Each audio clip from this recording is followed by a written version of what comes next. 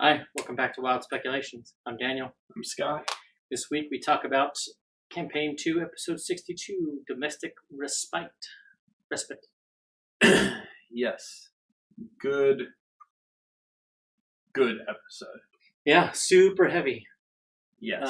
In the sense of what we like to talk about here. Yeah. So your MVP was clear cut. Mine was up in the air mainly between two, but with the third person as a close runner. So my two were Laura and Liam, with Marisha being right there close to it. And see, for me, my top three were Laura, Taliesin, and Liam. Well, Okay. Liam and then... No, probably Taliesin and then Liam. Taliesin did a lot, but it didn't feel like he did a lot to progress the story. Fair. And I mean, arguably, like my top was Laura, and from the jump. Yeah, and you were mentioning that. Because like my big thing last week was I was super disappointed we didn't get to see the run around the house cleaning rooms. Yeah. I was like, that would have been fun, hilarious. And I figured they're gonna over chat on their text thread. They're gonna discuss it. Laura said that, you know, I'm gonna take a picture of this. We'll send it through the chat, claim our rooms, you know. So yeah, that was what everyone expected. But they didn't, and I was super thankful. And Laura kicked it off. I was happy. You know, I see that didn't cinch it for me for her, because to me that wasn't progressing the story. That was, oops, we forgot to claim them over the week. Let's get that done first. So that didn't clinch it for me, for her. That was the first, right off the bat, boom. Right. Giving me what I want. Just, yeah. And her involvement this episode was with everybody. She had something with everybody this episode. Except for Yasha. No, she did. She painted the flowers. Yeah, that's right. But yeah, she had a bit of that interaction with everybody in this episode. That's what sealed it for me. Okay. For her being MVP. I mean, yeah, and she was up there. I mean, honestly, I was going to say it was a tie between her and Liam. Yeah. And while Liam didn't have interactions with everybody, heavy hitting. He hit heavy, and he hit the subplots, and he hit the plots of the campaign. Yeah. Some of hers were fluff interactions, so to speak. Not that that's bad. I do that all the time. I love that kind of stuff. Yeah. You know, not knocking anything.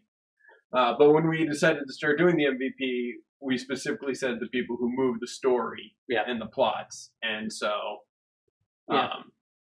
you know, and while I love fluff interactions and it's great for role playing and building your character, it's not necessarily something that progresses the story. Yeah. Although well, I guess we could go in and spend the whole hour on just that, but we've got an episode to talk about. Yeah. And I think we're on the same page, realistically. Yeah. So yeah, the first thing, so right off the bat, Caduceus asked a question, and I knew he was planning something. I didn't know what, because I had forgotten about the token he had. Yeah. But he says, "Are we setting down roots?" And he said it with that little half grin smirk that Taliesin has, and I knew he was up to something, and it paid off. Yeah, and before break, in last episode, so many times I was just like, okay, so next level, you're taking a level of Druid? So Druid next level? But then I was like, well, last campaign he took Magic Initiate, and we've talked about this before, but he might take Magic Initiate Druid. Mm-hmm. But so much of what he wanted to do up there is Druid. Yeah. And Druidcraft, he could have sprinkled whatever seeds he wanted in that soil. Boom, they're sprouting. He's got a garden immediately. Yeah. You know, and see, yes, it was very druidic, but to me, I was just thinking, especially when Ford goes and talks to the neighbors, I'm just thinking, this is D&D's version of National Lampoon's Christmas Vacation. Yes, I also... Yeah, well, that's Margot and Todd over there that he's talking to right now. Yeah, well, and they even... I think it was Liam made the same joke. Yeah. Which is right out of Clark Griswold, and then you just go to the electric meter. Yeah. Yeah. So is Dyron, what's the uncle's name? Complaining her shitter's full. Well, you know, she's gonna be complaining about something when she gets back to them. Yeah, and from but that's later in the episode. We'll talk about that. We have Jester with painting murals and offering, although not making the joke. She mentioned a hole so that they could talk and stuff. I expected her and or Marisha to say it'll be glorious, making a glory hole joke. I think Laura's sense of humor is blind to her own. Yeah, I don't like. I think Laura because she was right on top of Matt's the long. Yeah. But I expected Marisha. Yeah. To be on that page, you know. One thing you called, I'd mentioned the map, and I didn't necessarily. I hoped it would have been cool. Yeah. But no teleportation circle. Yep. Just a design on the tile. And one thing that I called, they did do a bug sweep. Is it bugged? Yep. Although, when Caduceus, and I mentioned this earlier, when Caduceus said, "Oh, you inspired me. I detect magic," and he and Caleb both go around doing detect magic, I was like, why didn't he Eyes of the Grave? Well, certainly his lead up to that comment sounded like he was going to do Eyes of the Grave. Yeah. Or one of his other cleric abilities. Yeah. And in that moment, I was kind of like, did Matt inspire you, or did what Liam said 3 minutes ago finally enter into your consciousness? Yeah. Although I'm wondering, like they sort of whiffed it on the investigation check. Yeah. And Matt doesn't do this often enough, I think. Mm-hmm. And that is because Marisha rolled a natural 1 on that investigation check to find the bug. Mm-hmm. Natural 1s on perception and investigation checks are hilarious gold mines because, you think there's something up with the. Yeah. You see a knot in the stairwell or in the table, or there's something that she's gonna fixate on. Yeah. Like, the player knows that is wrong information, so they can ham it up a little bit. Yeah. But whereas in a situation where, like on Relics and Rarities, sometimes she does the perception check for the player. Yeah. So the player doesn't know what she rolled. Yeah. And I've done that in games. I don't know if I would do that in that situation, because they're gonna go down. Their players are good enough finding and obsessing over red herrings and rabbit trails without you adding stuff like that. But it's a nice moment when the player rolls. They rolled a 1. You tell them something that they know is obviously wrong. But see, I've tried that with certain skills as a DM, and I find that while it can add to that suspense of not knowing what I rolled, so I can either ignore it or ham it up, depending on the player, it takes so much of the outside of combat play away from the player that it's not worth it to me. You know, it gives them a lot less to do, and it's more of just me telling a story to people. You know, not entirely, but it makes it much more slanted to that. And I like the social interaction and the communal storytelling. So I have tried it. You know, I tried it before I knocked it, but I think it's better to let the players go ahead and roll.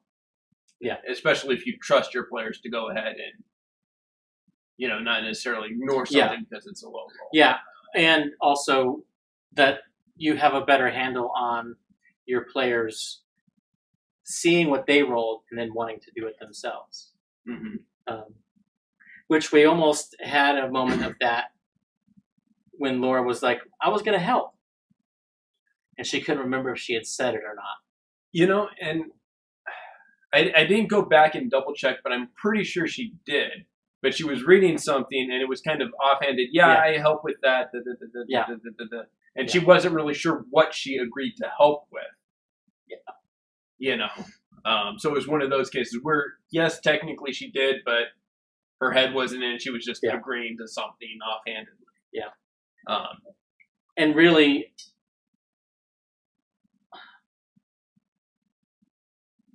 Marisha probably should have argued, well, she was helping me. Do I get advantage? I'm going to take advantage then. Because that's easier, I think, at the table to go, okay, fine. Rather than, okay, you guys are metagaming because you saw what she rolled. Crap. But 6 of one, half dozen the other. They didn't. One of them ended up with more than 10, and that was enough. That there's nothing there because a bug device doesn't really exist. Right. I have in my games done divination and compared with illusion magic for remote viewing of a space. But I mean, there's ways to do it. You know, with magic, there's ways to simulate. Which is why the detect magic is the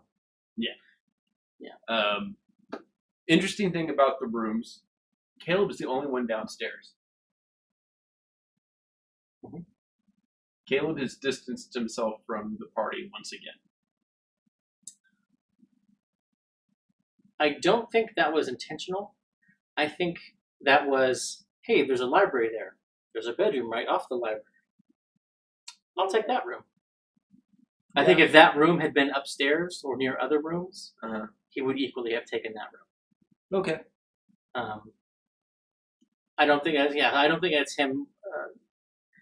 Now, where you may have a point in him distancing himself is all of the alarm spells he's set up to cast every day. Because he set it on the lab room. He set it on his room door. He set it on the window. The window's understandable. But the laboratory room gives him a first warning. And he did not specify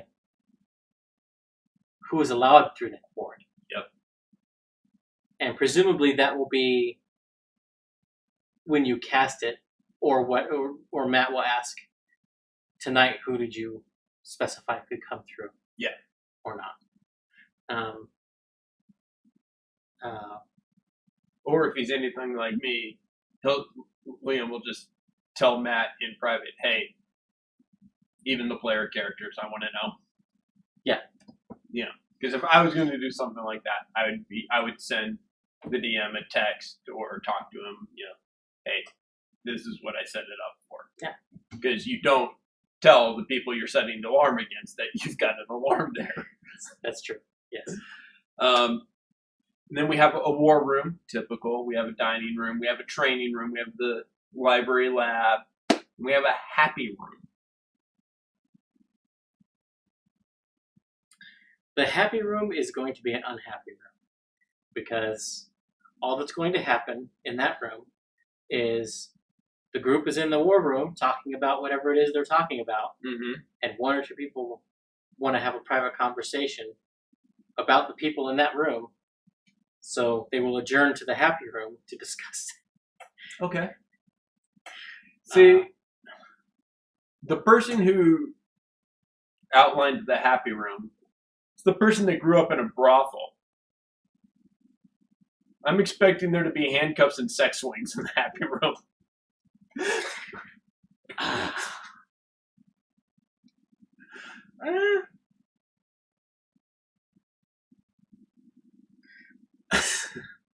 I mean, maybe.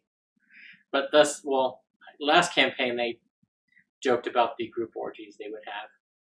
Yeah. So this campaign is young yet. And then, they make a spa. And one of the things that, the not so druidic thing that Caduceus does, is he carves out a shrine to each of the gods that a player character worships. Yeah, that's... I don't know how that's going to play, both with the characters and with any Drohassians that they have over. Yeah. Does that include Uk'otoa?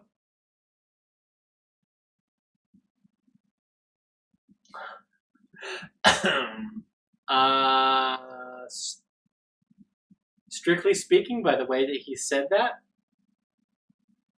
maybe? But that is an interesting question. Yeah. Because we did not have anything specified. Well, he says it's like 5 or so. You've got the Wild Mother, the Traveler, the Storm Lord. The Knowing Mistress. You can make it. And Uk'otoa. Yeah. As far as we know, Not and Caleb don't have gods, specific gods. Yeah.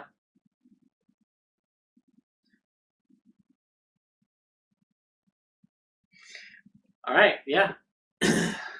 I hadn't thought of that. The spa was an interesting idea. And Matt sort of made a similar comment to what I would probably make in that situation. It's like, welcome to 5th level spellcast. Yeah. Yeah, that was, yeah. At our first magic item creation by the party, by a member of the party. The UV lamps, the sun lamps. I mean, essentially. Yeah. I think Matt hit upon the correct amount by accident, or while they were talking, he did some, because he was looking through stuff back there. Because I basically, the way that I calculated it in my head of how this should work is 8 daylight spells. Okay. For 8 hours of daylight, or so that's a good amount for plants. Right. The drift globe is an uncommon magic item, and essentially you're using half of it. Okay. Because it's not; these aren't self-propelled, and they can't cast the light spell. Right. They're just daylight for an hour each thing. So I was like, that's basically 8 common magic items. Right. 8 common magic items, 50 gold. Okay. 400 gold pieces. Yeah. And like as he's like, yeah, 200 gold. I was like, and then he came back later. I was like, okay, no, it'll be for what you want. It's going to be 400. I was like, yeah. Yes, so we get that. Also, one of the things that Matt paid off in the episode, to some extent, is something I'm looking forward to bearing fruit later. Okay. Vis-a-vis the lights. And that is when the sunlight comes out in Rosanna, it's a holy day. Yeah. It's tantamount to a miracle. Mm-hmm. And these yahoos who just moved in and grew this tree on the roof with green leaves, and now they have daylight for 8 to 12 hours a day in their home, in their space. And Matt said, the people that you see, that you notice, have a combination of jealousy and awe. Yeah. So that's going to be interesting to see play out, because in an odd way, they brought the Luxon to the dynasty. Yeah. With the dodecahedron. The Holy Grail. It's a piece of the body. And now they are providing sunlight. Yeah, to their neighborhood. So, where I was debating in this episode, especially toward the end, when they had spent so much time on making this their home, toward the tail end, I was like, are we really going to be here that long, though? Because they're already talking about going up north. And in this episode, after the plethora of sendings that Jester casts, there's pressure to go back to Zadash. Which I think we may be going back. Yeah. But we'll talk about that when we talk about the end of this episode. And something that I predicted last episode. Yeah, there was a lot of things we either predicted or just added confirmation. Yeah. Or added straws to our theories. Yeah. In this episode. Yasha, Bo, and Caleb go to talk about enchanting items. Yep. And it's pretty expensive. Yeah, but I said they were going to look into enchanting the bracers. Yeah. Well, I think that, for sure. Yeah.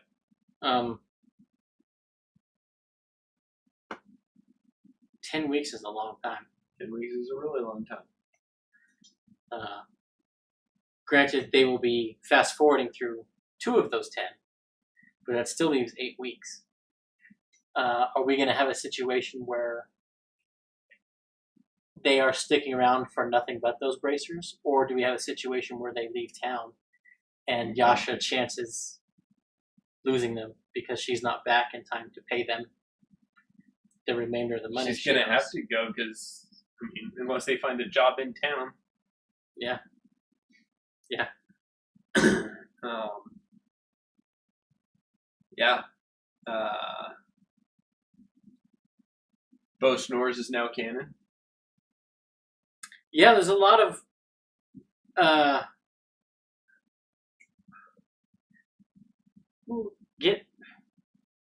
payback is not the right word, because Travis was not the one wronged by the Caleb stinks though thing. Liam did get back for that against the one who made the statement, because with the hair oil, now Jester's the smelly one. A lot of comeuppance in this episode in many ways.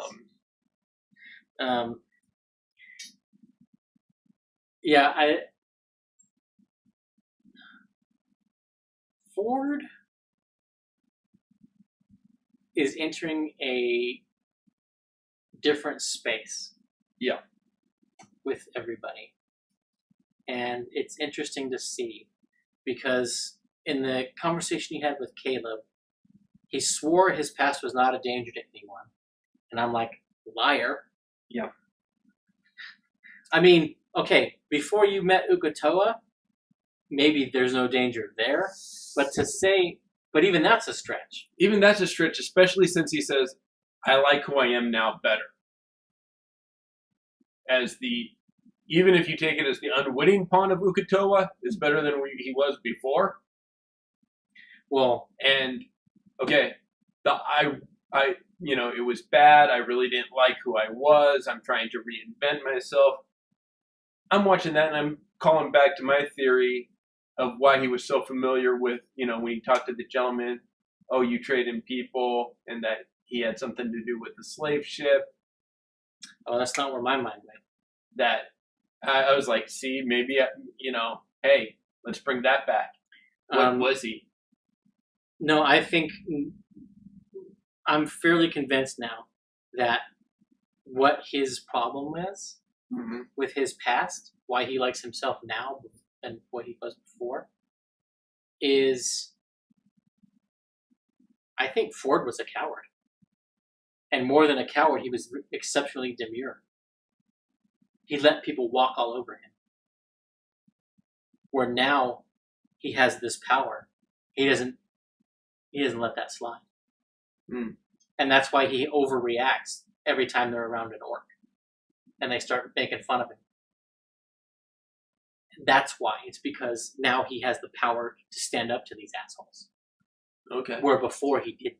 I can see that too. I still just want to hold on to that, Yeah.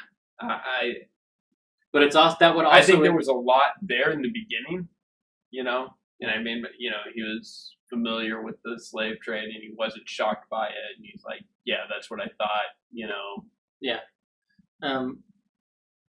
But I think it has, plus his connection to Vandrin, how he views Vandrin, and how he models himself on Vandrin. Right. That he speaks like Vandrin.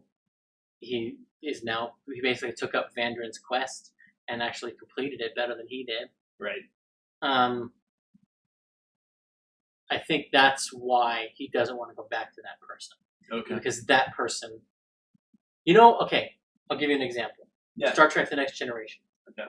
When Picard gets zapped and Q takes him back in time and lets him redo his life, and Picard doesn't fight the Nausicaans, and when he flashes forward, he's a lieutenant in Science Division on the bridge of the Enterprise and having to call Riker sir, and then ask, well, what about command? And Riker's like, no. Yeah. And Q's like, that Picard never brushed up against that. That Picard did things by the book. He's quiet. He never bucked he was never in a position to take command. So I think that's where Ford was. Okay. Before that shipwreck happened. Okay, I can see that. I can agree with that.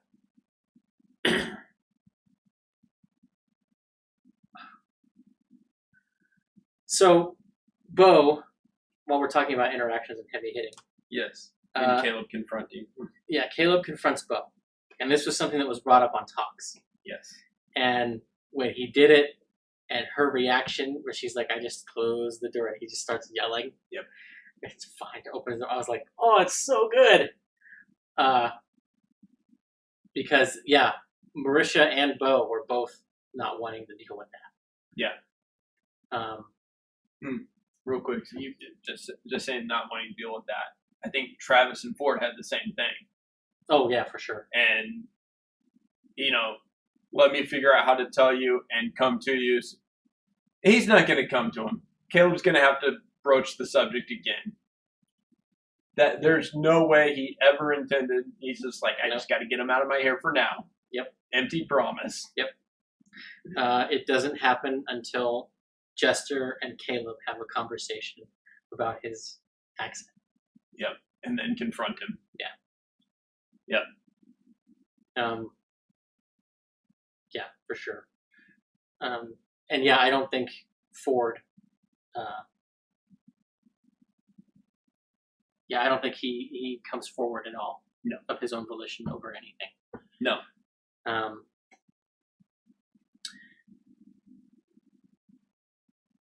Do you think Caleb believes they haven't betrayed the Empire? I think Caleb wants to believe they haven't betrayed the Empire. And we're on the same page then. We're on the same page. Like Bo said, I mean, we only stole this thing from the Empire and gave it back to the people who they took it from that they didn't want it to have, and it's like a beacon of ultimate power. Yeah, no, we didn't betray anybody. We've been given a house in their capital city. No, we're not traitors yet. Yeah. And the especial fun part of when they talk to Dyron is when they admit to that's how they did it. Yeah. Because when they talked to Dyron last time, they never bothered to mention they have the dodecahedron. Yep. So. Yeah. Well, we kind of became heroes of the dynasty by accident. Well, how'd you do that? Well, that thing that went missing? Yeah, we actually took the thing that spurred all of this, questing you and us are both doing. Yeah. Yeah, that we've actually had that the whole time. Yeah. The thing that started this whole war, yeah, that's because of us. Yeah. Which Matt tried to soften the blow the first time that question was asked by the players. And we talked about it on that episode, where they were like, wait, did the war start because they were after this? And Matt sort of tried to say, well, these two countries are always on the cusp of war, and then it's like, yeah, no, that's why. Yeah. It's all your fault, man. Yeah.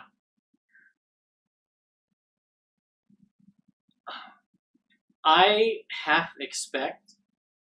don't think it will happen, but I sort of half expect to have a recorded Shikasta thing. Okay. This episode. Yeah.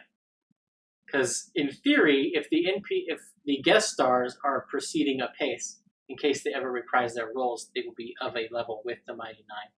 Then Shikasta would also have access to sending. Mm-hmm. And Matt in this episode did a pretty good job. Yeah.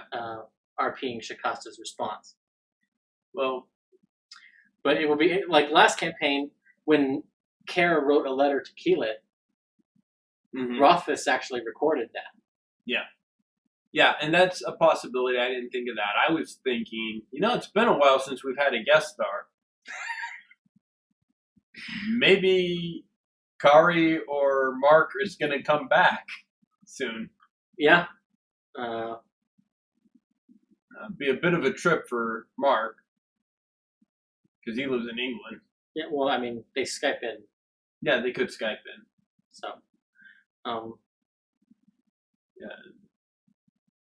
But if that was gonna happen, though, they could have done it when they were on the Menagerie Coast, and it didn't happen. Yeah. But if we have a situation like in Campaign 1, where they split the party, and half of 2 episodes were guest stars making up the teams, I could see something like that. Or, and here's a wild possibility. Okay. The regular cast takes time off, but we still have an episode of Critical Role where it's all the guest stars playing their characters on an adventure connected to whatever the Mighty Nine are doing. Yeah. In the Empire. Be that something to do with a gentleman, be that something to do with Allfield, Menagerie Speaking Coast. Of the guest stars and that. So the package left,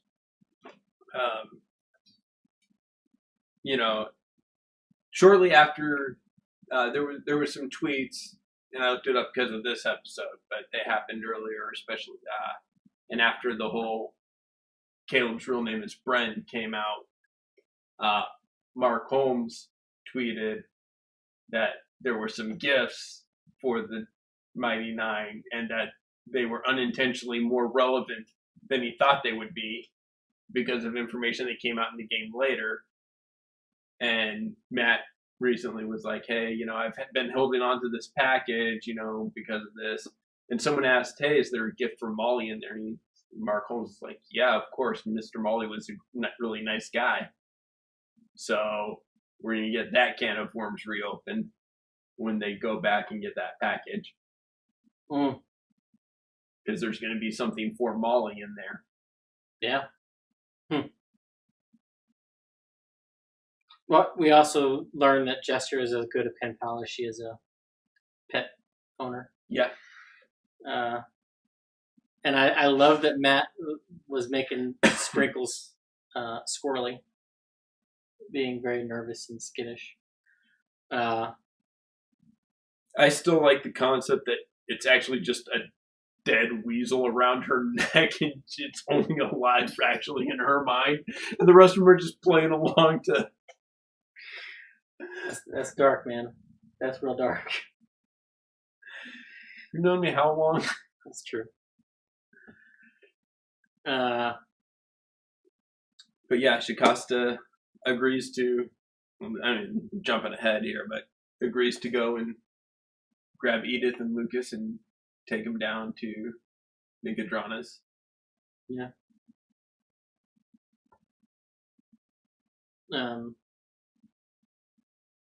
So we have the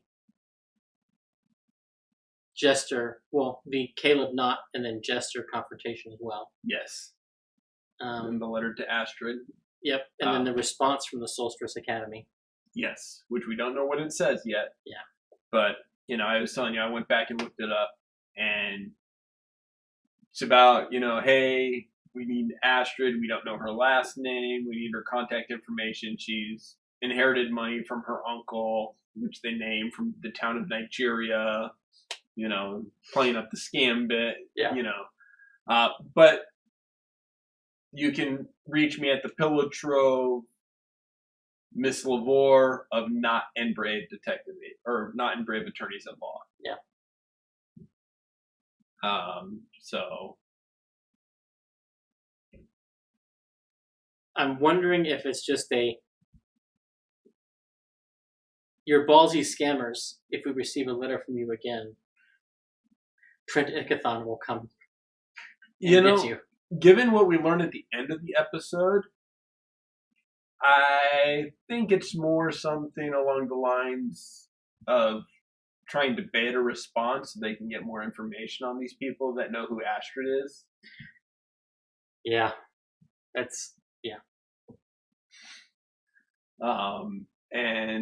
Or some kind of information for them to go meet her and it's a trap. Yeah. And then, of course, we get Not and Yeza doing some alchemy. Yeah. Which, again, sparked in me the desire, the curiosity is not going to take levels in the new Artificer. Or does Yeza end up taking levels in that? Yeah. Well, I'm sure if he has levels, they are in that. Matt seems to have indicated that he does not. Yeah. But it's an interesting notion that because he's hanging out with them, maybe he does pick up levels. Yeah. Cohort rules. Yeah.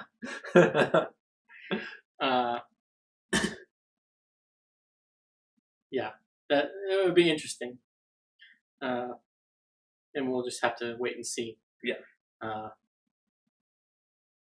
Caduceus was going to cast Legend Lore. Mm-hmm. And Matt sort of skated by on scrying the episode before. But this episode, he looked at it and he's like, yeah, you need money for that. Yep. And he's like, oh, dang.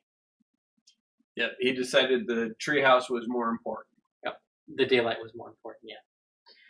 And, fair point. But we now know for sure that that's on his radar, and he is going to be doing it. We also... do you think they do Legend Lore for the dodecahedron? Possibly, but that's going to be 2 castings. That's a lot of money. It's only an extra 250 gold. Okay. But it's an interesting question that Matt will have to contend with, that possibility. Yeah. They won't be able to get the location, I don't think, they'll be able to get the location of any dodecahedron that's still out there. Right. But they may be able to get information about how true is the Jorhasian belief in this. Right. Is it really the body of a god? Yeah. There's a lot of things that they could, in theory, get from the casting this. Yeah. For the dodecahedron. But they're going to do it on the swords. They are going to do it on the sword. Which arguably... is one sword. Well, yeah. I mean... the sword pieces. Yeah, because she looks at it and it appears, it says it appears to be broken from the inside out. Not they, or not one of them. Yeah. And he claims that the sword, it seems to be lighter than it should be. Didn't he also say it looks like star metal? Mm-hmm.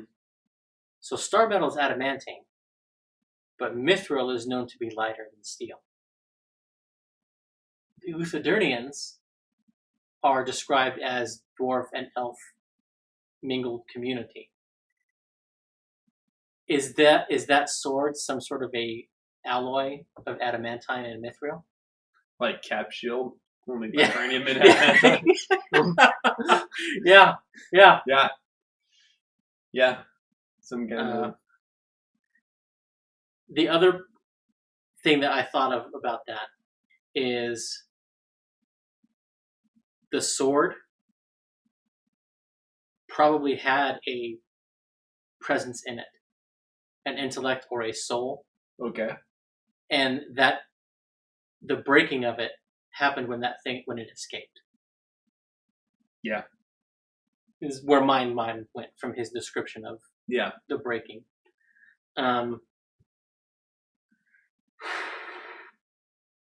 What if they put Molly in it?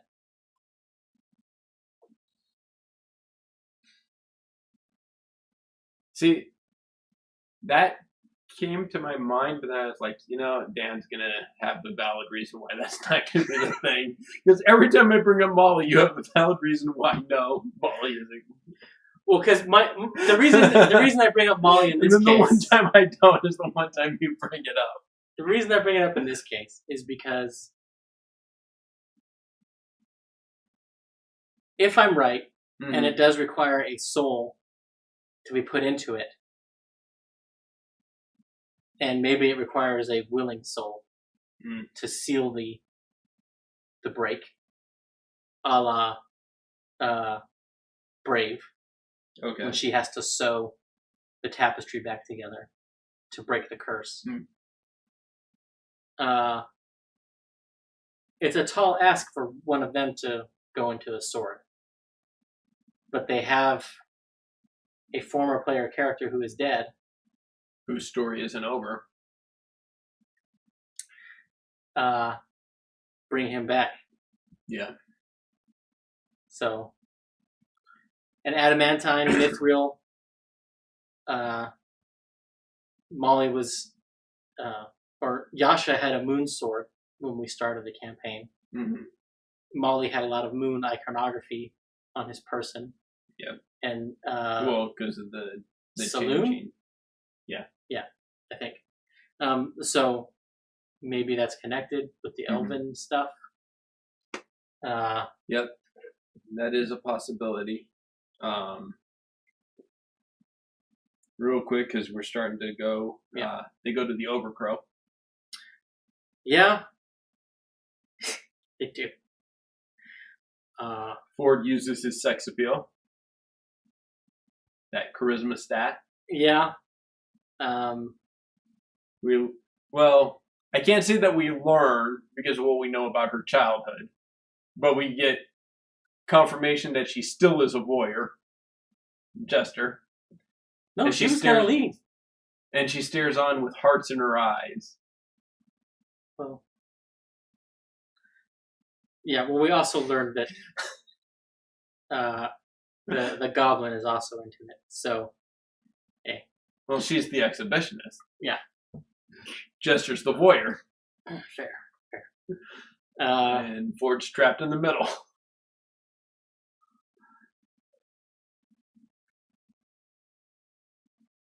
I just had a really bad thought, and it has to do with Beauregard using disguise self from or alter self from a ring that she gets, like Dyron has, to change into Avantika.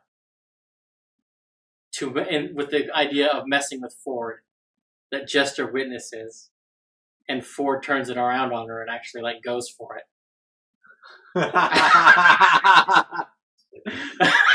All right then. It'll never happen. No. But that just flashed through my brain, and I felt I had to inflict it upon you. So a couple things. I think I may have been wrong. You asked last week if I thought that they were innocent, and I said yes. I don't think they're necessarily cultists, but I don't think they're altogether innocent. No, they're a drug ring. Yes. They find spice. Soup. Same thing. Yeah. I think the gentleman... Spice is the street name for soup. I think the gentleman is their condiment. Or is the meat man?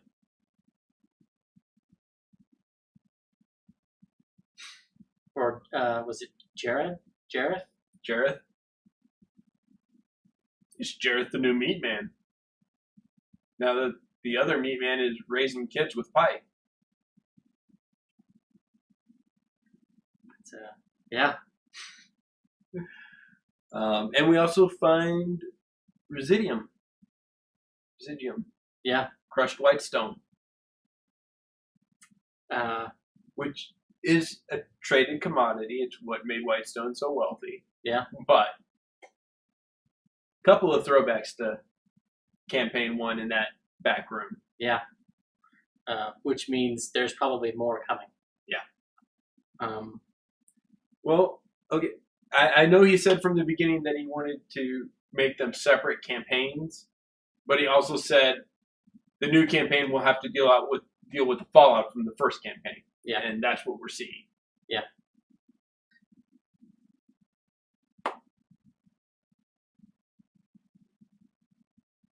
Question. Okay. How long until the Mighty Nine have to deal with the Darrington Brigade? You know, I asked that way back when they were still in Trostenwald. Will we see the Darrington Brigade?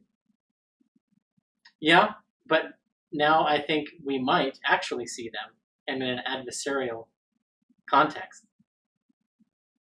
If they're even a thing.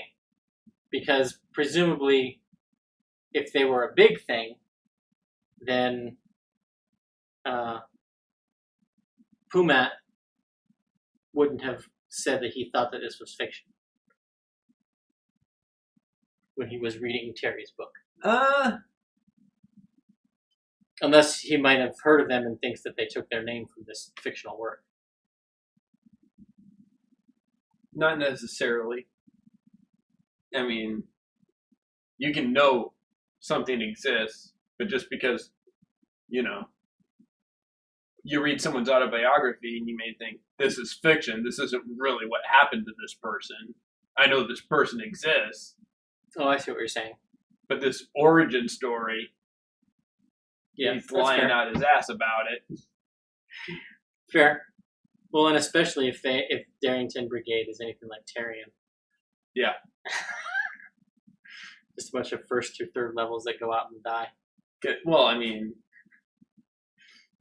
you meet Terry and Darrington, and you're gonna think this asshole's making shit up.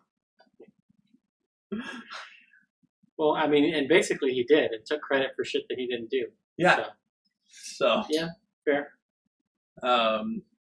Yeah, I don't think thinking that biography is fiction and knowing that they really exist are mutually exclusive concepts. Fair. Caleb picked up 2 Dunamancy spells. Yes. Well, up to 2. He could have gotten a 1st and a 2nd, or 3 first levels, or 1 3rd level.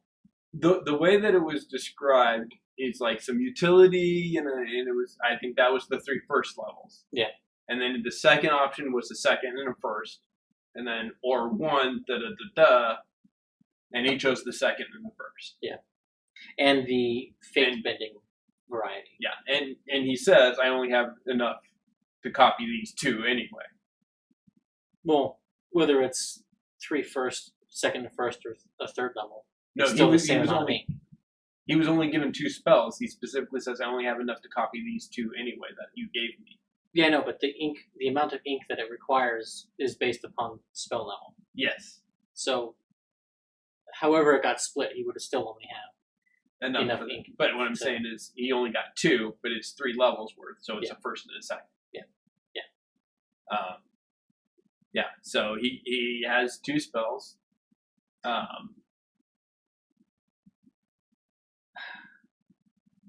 So my thought for the first level, I was thinking, what could a Dunamancy spell look like, especially the fate kind? So we know that a first level spell is Shield, which is a reaction that boosts your AC. Well, if there's a fate first level Dunamancy, what if it, as a reaction, you can force a reroll on a die? Yeah. That was kind of my thought for what the first level would be. Not sure about the second level. But I was thinking a shield like, but reroll. Yeah. You can either make them reroll the attack roll, or you can reroll one.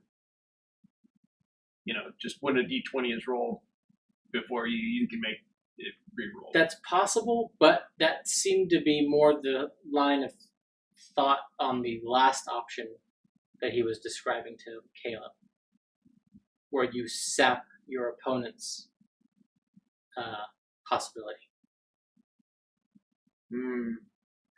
So I think that's where that spell would come into. Okay. No, I mean, it's still changing fate, which is what the second one was. I think some of the effects may border on... So the second level effect might be something akin to the Diviner's Portent. Okay. Where you cast the spell, you get to roll a d20. And this probably has upcast. For every level above second that you cast the spell, you get an additional d20. Or every 2 levels, you get an additional d20. Yeah. Where you roll, and you get to keep that, and substitute this roll for any roll for the day.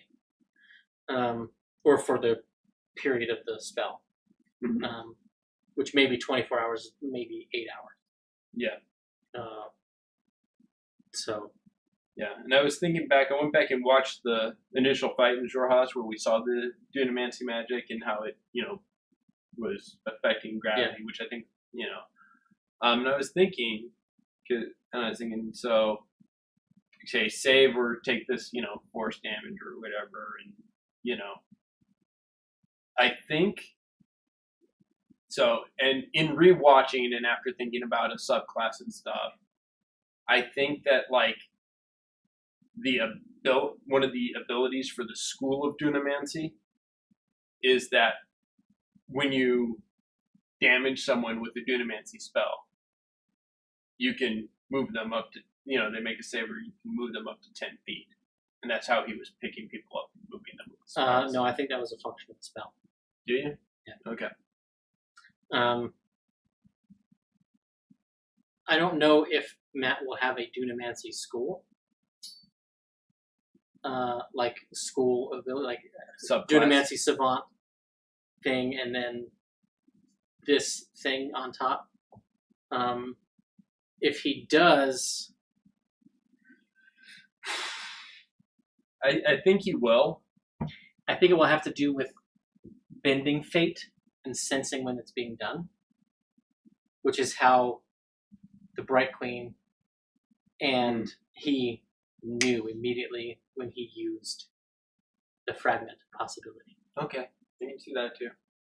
Well, I can see him getting a little bit of both because it's time and gravity, and fate.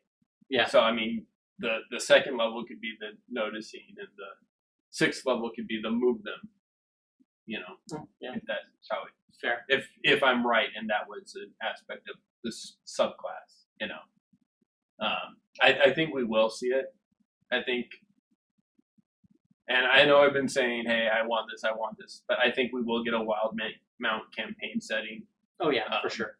The Tal'Dorei one sold out before it was released, and they had to do a second printing. I think it would be a misstep of Green Ronin not to pursue continuing this line. Yeah, but it's a matter of when do they publish it. Yeah, and I don't think that happens till it'll be near the end. Final.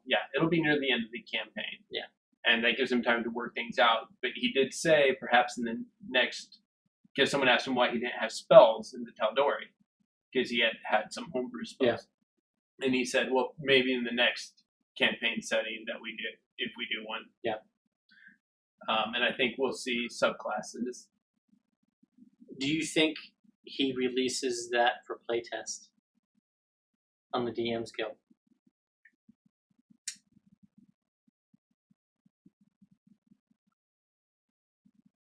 Or do you think he just... If he does, it doesn't end up in the Wild Mountain campaign setting.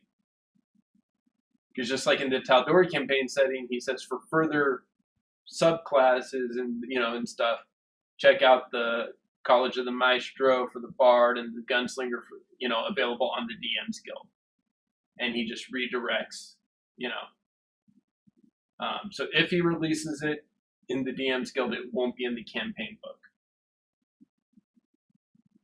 I want to disagree with you because I think what the Blood Hunter experience, I think, probably taught him is that playtest and feedback is important. Yeah. And they have an audience of such a size that if Matt releases it on the DM's Guild as a playtest and says this is for playtest kind of thing, he will get all the feedback he would ever want. Yeah. Okay. We got about 3 minutes left, and we still got to talk about the scrying. Okay. So we learned about Scourgers, which we learned that Caleb was in training to be one, which harkens back to the Astrid comment that we made earlier. We hear my liege, which is not necessarily a king. True, but more likely. Likely. My taking is that was at the Capitol, and he was talking to the Emperor. At the end, we have someone moving in from the outskirts of it and blocking it. And the voice that starts, if you go back to episode 18, It's Trent. Yeah. Trent is who blocked it. Because it's the same voice that he used when Trent met Yasha in episode 18. And it makes sense that Trent has the same artifact that Caleb does. Yep. It makes perfect sense that he does. So yeah, I'm in agreement there. I think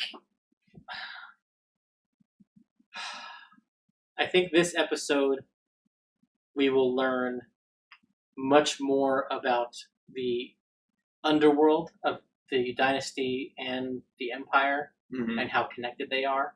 Yes. And I think we find out how much the gentleman has to do with that. I think we find out many things connected with the secret dealings between the two. Yeah. Whether through who fights, what they fight with, or the information that they carry, if they survive. Because what do you think is the odds that they take a prisoner?